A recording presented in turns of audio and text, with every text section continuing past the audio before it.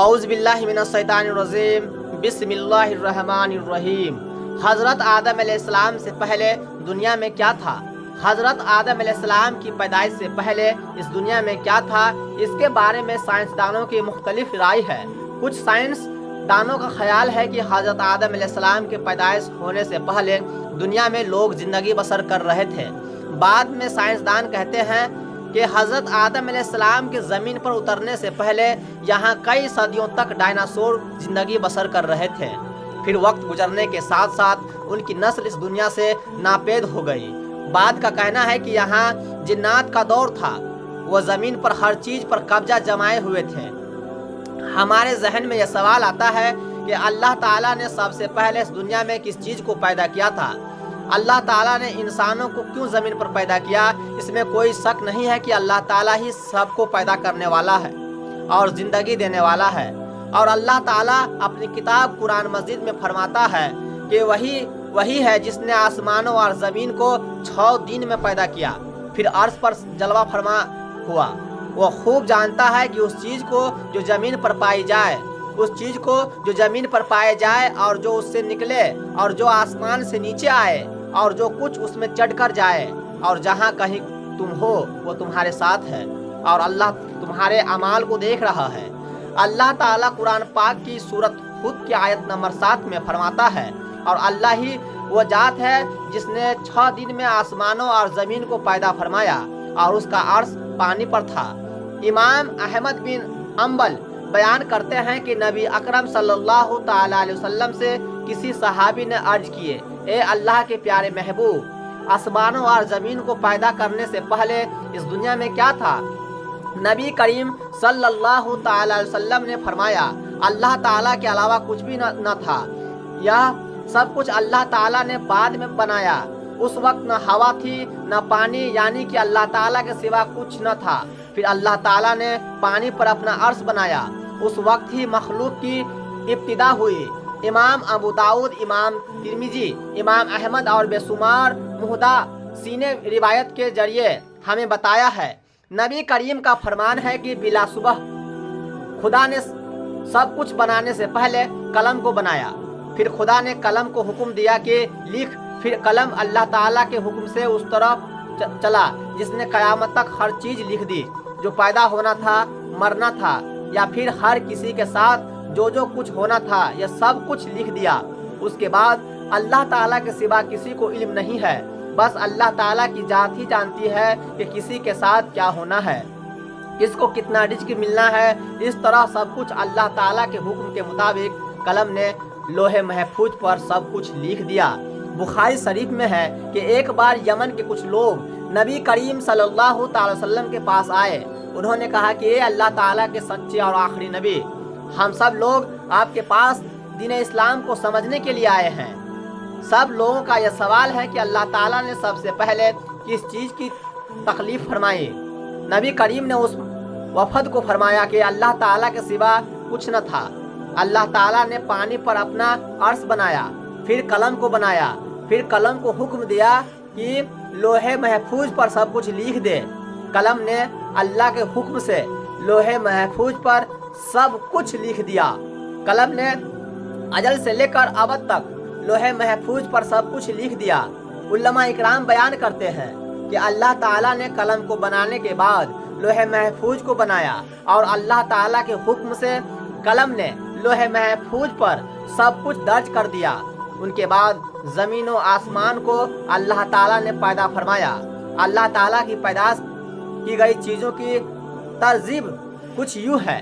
مسلم شریف میں کچھ اس طرح بیان کیا گیا ہے کہ حضرت ابو ہریرہ سے مروی ہے کہ حضرت محمد صلی اللہ تعالی وسلم نے میرا ہاتھ پکڑا اور ارشاد فرمایا کہ اللہ تعالیٰ نے ہفتوں کے روز مٹی کو بنایا، اتوار کو پہاڑ اور زمین، پیر کو درخت پیدا فرمائے، منگل کو اللہ تعالیٰ نے مشکلات، بیماریاں اور بہت قسم کی تکلیف کو پیدا کیا۔ اللہ تعالیٰ نے نور کو بدھ کے دن تکلیف فرمایا۔ جمعرات کے دن اللہ تعالیٰ نے جانوروں، چرند پرند کو پیدا فرمایا۔ پھر اللہ تعالیٰ نے جمعہ کو عصر سے لے کر رات ہونے تک کے درمیانی وقفہ میں حضرت آدم علیہ السلام کو پیدا فرمایا۔ اللہ تعالیٰ نے سب کچھ پیدا کرنے کے بعد سب سے آخری میں انسان کو پیدا کیا، یعنی کہ حضرت آدم علیہ السلام کو پیدا فرمایا۔ حضرت آدم علیہ السلام انسانی مخلوق میں سے سب کے باپ ہے۔ اللہ تعالیٰ نے انسانوں سے پہلے جنوں اور فرشتوں کو پیدا فرما دیا تھا۔ ان کی ترتیب کچھ یوں ہے کہ اللہ تعالیٰ نے سب سے پہلے فرشتوں کو، پھر جنوں کو، پھر انسانوں کو پیدا فرمایا۔ اللہ تعالیٰ نے فرشتوں کو آسمانی مخلوق ہی بنایا ہے۔ قرآن پاک کی سورہ شورى میں اللہ تعالیٰ کا ارشاد ہے کہ قریب ہے کہ آسمان اپنے اوپر سے پھٹ پڑے اور تمام فرشتے اپنے رب کی تسبیح اور تمجید بیان کر رہے ہیں اور زمین والوں کے لیے استغفار کر رہے ہیں۔ خبردار، اللہ تعالیٰ معاف کرنے والا اور رحم کرنے والا ہے۔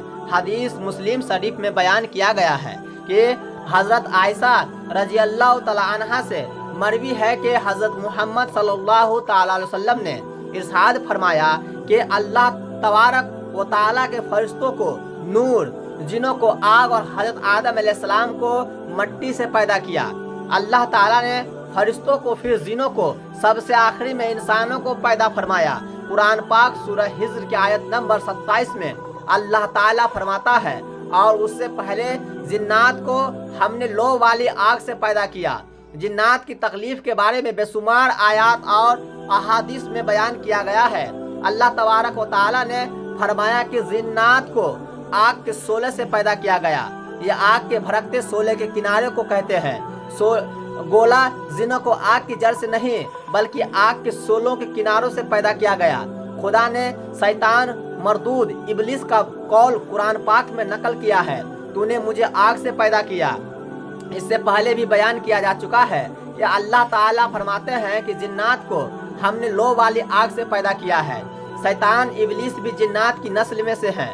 اس مسئلے میں کسی بھی مسلمان کو کوئی بھی شبہ نہیں ہے، کیونکہ اللہ تعالیٰ قرآن پاک میں فرماتا ہے کہ ابلیس فرشتوں سے نہیں بلکہ جنوں میں سے تھا۔